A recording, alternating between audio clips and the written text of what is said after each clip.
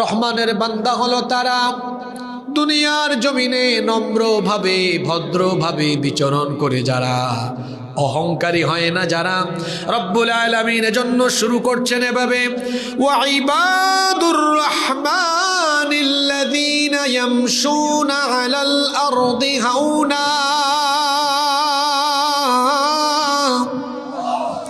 রহমানের বান্দা হলো তারা দুনিয়ার বুকে নম্রভাবে ভদ্রভাবে বিচরণ করে যারা।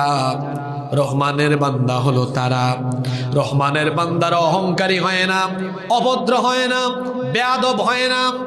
অহংকার করা কোনো মানুষের জন্য শোভা পায় না, কারণ অহংকার করার মতো কোনো যোগ্যতা মানুষের নাই। মানুষের কোনো স্থায়িত্ব নাই, হোক সেটা টাকা পয়সা সম্পদ জ্ঞান কিংবা জীবন, মানুষের কোনো কিছুর স্থায়িত্ব নাই। আমাদের জীবন এখন আছে তো একটু পরে নাই, টাকা পয়সা ক্ষমতা এখন আছে তো কিছুক্ষণ পরে নাও থাকতে। যেই মানুষের কোনো কিছুর স্থায়িত্ব নাই সেই মানুষের অহংকারের কোনো যোগ্যতা নাই। অহংকারের একমাত্র যোগ্যতা আছে যার, গলার আওয়াজ বড় করে বলেন তিনি কে? এজন্য হাদিসে কুদসিতে এসেছে, আল্লাহ তাআলা বলেছেন, আল কিবরিয়া উরিদাই, অহংকার হলো আমার চাদর। মানুষ হয়েও যে ব্যক্তি অহংকার করে সে যেন আল্লাহর চাদর নিয়ে টানাটানি আরম্ভ করে। আর যে ব্যক্তি আল্লাহর চাদর নিয়ে টানাটানি আরম্ভ করে অহংকার করবে, দুনিয়া আখিরাতে তাকে শাস্তির সম্মুখীন যিনি করবেন তিনি কে? সে আল্লাহ বলছেন, অহংকারের কোনো যোগ্যতা তোমার নাই। আজকে রাতে তুমি বেঁচে আছো তো আগামীকাল নাও বেঁচে থাকতে পারো। রাতে টাকাওয়ালা সকালবেলা ফকিরও হয়ে যেতে পারো। রাতে ক্ষমতাওয়ালা সকালবেলা জেলখানায়ও বন্দী হওয়া লাগতে পারে। যেহেতু তোমার কোনো কিছুর স্থায়িত্ব নাই, আল্লাহ বলছেন তোমার মতো মানুষের অহংকারেরও কোনো যোগ্যতা নাই। এরপরেও দেখবেন আমাদের সমাজে মানুষ কত রকমের অহংকার করে। কেউ বা টাকা পয়সার অহংকার করে, অর্থবিত্তের বড়াই করে। অর্থবিত্ত টাকা পয়সার মালিক হলে পরে অহংকার করবেন না, কারণ সকালবেলার ধনীকে বিকেল বেলা রাস্তার ফকির যিনি বানিয়ে দিতে পারেন তিনি কি? অহংকার করবেন না। এরকম কত মানুষকে আল্লাহ উপর থেকে একেবারে নিচে নামিয়ে দিয়েছেন।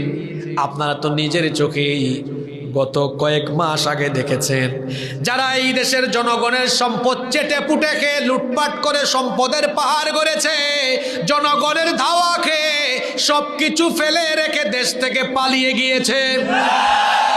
এরা কত বড়াই করত, এলাকায় এলাকায় পাতি নেতা কম ছিল না বেশি ছিল। এই যে আপনাদের পাশে লাকসামে গুন্ডা শামীম মাহফিলে হামলা করলো, শ্রোতাদের উপর হামলা করলো, কত বড় বড় কথা এরা বলতো। হুজুরদেরকে দেশ ছাড়া করবে। আজকে হুজুররা বাংলাদেশে আছে, গুন্ডা পান্ডা যারা তারা দেশ ছেড়ে চোরের মতো পালিয়ে গিয়েছে। টাকা পয়সার বড়াই করবেন না, এমনকি জ্ঞান পেলে পড়ে জ্ঞানের নেয়ামত পেলে অহংকার করবেন না। অনেক মানুষ আছে অল্প পড়াশোনা করার পরে দেখা যায় অনেক মানুষকে তুচ্ছ তাচ্ছিল্য করে সম্মানের সাথে মানুষের সাথে কথা বলে না। পড়ালেখা করার পরে অহংকারী হবেন না।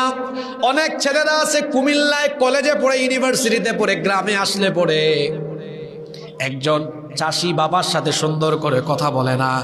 দেখবেন এমন ছেলে পেলে আছে শহরে থেকে ঢাকায় থেকে পড়াশোনা করে, গ্রামের বাড়িতে আসলে পরে অনেক চাচার সাথে কিংবা অশিক্ষিত অনেক মানুষ আছে সুন্দর ভাষায় কথা বলে না।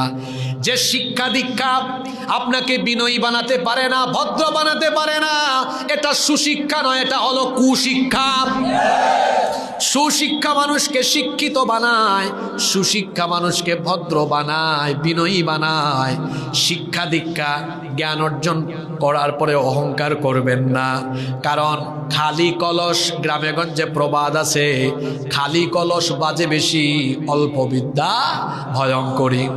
ভরা কলস যেমন নড়াচড়া করে কম, তেমনি জ্ঞানী মানুষও চাপাবাজি করে কম। যে ব্যক্তির জ্ঞান থাকে বিনয়ী বানায়, ওই ব্যক্তির মর্যাদা দুনিয়া এবং আখিরাতে যিনি বাড়িয়ে দেন তিনি কি? এজন্য আমরা জ্ঞানের অহংকারও করব না, টাকা পয়সার অহংকার করব না, বংশমর্যাদার অহংকার করব না। ঠিক তেমনি ভাবে আমরা ক্ষমতারও কখনো অহংকার করব না, কারণ ক্ষমতার অহংকার করা এটা হলো নমরুদের খাসলত, এটা হলো ফেরাউনের খাসলত। পৃথিবীতে ক্ষমতা পেয়ে ক্ষমতার কারণে অহংকারী হয়ে উঠেছে যারা, ধ্বংস হয়েছে তারা। এই বাংলাদেশেও ক্ষমতার অপব্যবহার করে এক গোষ্ঠী চরম অহংকারী হয়েছিল। 41 সালের স্বপ্ন দেখেছিল, আর যুবক তরুণ ছাত্ররা 24 সালে ভালো করে ধরে একদম বাংলাদেশ থেকে মামু বাড়ি দিল্লি পাঠিয়ে দিয়েছে। কি অহংকার গো! এত অহংকার করবেন না। আর প্রত্যেকটা গ্রামে কম হোক বেশি হোক দেখবেন কিছু পাতি নেতা ছিল, তার নেতা থাকে ঢাকায় আর সে থাকে কুরকুটায়। আচ্ছা, আপনাদের এলাকার নাম তো বড় সুন্দর, কুরকুটা অর্থ কি? আল্লাহ বাঁচাইছে, কয়ের জায়গায় যদি খ দিতেন তাহলে তো খড়কুটা হয়ে যেত। যাই হোক, নাঙ্গলকুটের মানুষকে আমি এমনিতেই ভালোবাসি, আপনারাও আমাকে ভালোবাসেন। আমাদের উভয়ের এই মহব্বত কার জন্য? আল্লাহ আমাদের এই ভালোবাসা কবুল করো। আল্লাহ জান্নাতেও আমাদেরকে একসাথে রেখে দিও। তো বলছিলাম, প্রত্যেক গ্রামেই দেখবেন কম হোক বেশি হোক কিছু পাতি নেতা আছে, মানে এদের মুড আরো বেশি। আপনারা অবগত আছেন, এই যে গত 15 বছর মাহফিল হইতে হলে আগে তাদের কাছে যাওয়া লাগে। আছে না এরকম? কয় আমার নামটা পোস্টারের কোন জায়গায় আছে, আমারে কি অতিথি রাখছো বলো, এরকম আছে না নাই? কয় আমি অনুমতি দিলে মাহফিল হবে, অনুমতি না দিলে। আমি গত কয়েকদিন ধরে শুনতে পাচ্ছি এখন নাকি বাংলাদেশে অনেক জায়গায় এরকম আরো কিছু পাতি নেতা বের হয়েছে। সাবধান করে দিচ্ছি, আগের 15 বছরে এরকম গুন্ডামি মাস্তানি করে দেশ থেকে পালানোর সুযোগ এরা পেয়েছে। আগামীর বাংলাদেশে আলেমদের বিরুদ্ধে, কোরআনের মাহফিলের বিরুদ্ধে কেউ নেতাগিরি করলে আগামী দিনে বাংলাদেশে যুবকেরা দেশ ছেড়ে পালানোর সুযোগও দিবে না। সময় থাকতে সাধু সাবধান হয়ে যাও, নইলে খবর আছে। এই দেশের মানুষ পরাধীনতার শৃঙ্খলে আবদ্ধ হয়ে আর থাকবে না ইনশাআল্লাহ। তো বলতেছিলাম, পাতি নেতারা বেশি বেশি মুড নিয়ে থাকতো। তোমার নেতা তো এয়ারপোর্টে গিয়ে টিকিট কেটে উড়াল দিল, আর তুমি এমন চামচা, তুমি তো ঢাকা এয়ারপোর্ট যাওয়ার জন্য ভাড়ার পয়সাও তোমার নেই। তোমার নেতা তো তোমাকে রেখে চলে গেল। হ্যাঁ, এইরকম গুন্ডামি মাস্তানি অহংকারী আচরণ মোমেনের নয়। মোমেন তো হবে ভদ্র, মোমেন তো হবে বিনয়ী। বলেছেন কে? আল্লাহ তাআলা বলছেন মোমেনরা অহংকারী হয় না, তাহলে তারা কেমন হয়? আল্লাহ তাআলা বলছেন ওয়া ইবাদুর রাহমানিল্লাযীনা ইয়ামশুনা আলাল আরদি হাওনা।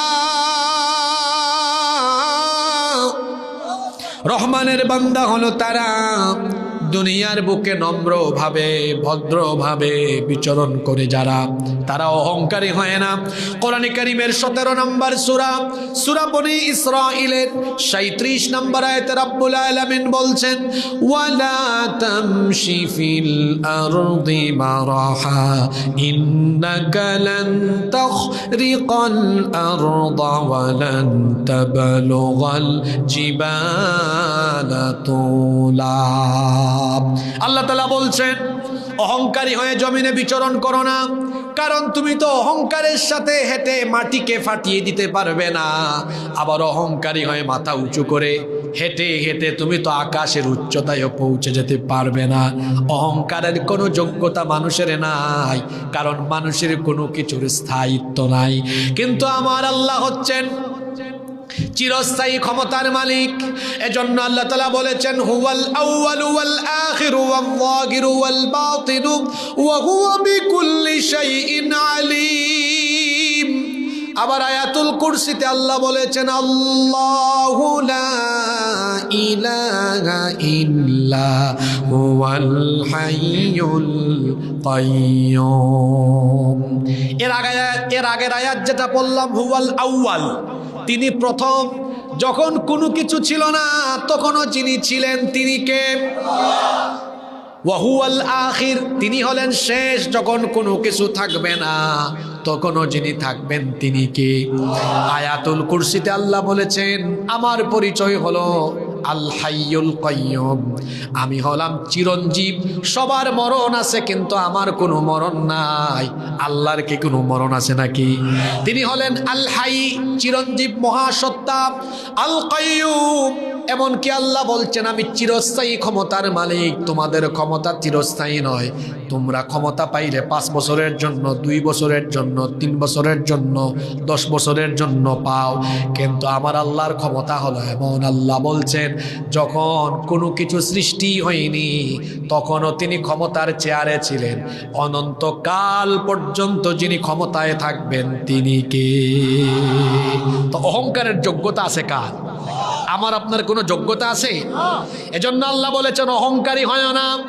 আমরা বললাম আল্লাহ তাহলে আমরা কি হব? আল্লাহ বললেন ভদ্র হও, বিনয়ী আচরণের অধিকারী হও। এজন্য আমরা মানুষের সাথে ভদ্র ভাষায় কথা বলবো, সম্মানের সাথে বিচরণ করব। আমরা আমাদের চলনে বলনে কথনে চলাফেরায় অহংকারের কোনো বহিঃপ্রকাশ ঘটাবো না। আল্লাহ তুমি আমাদের সবাইকে বিনয়ী বানিয়ে দাও, বলেন আমিন।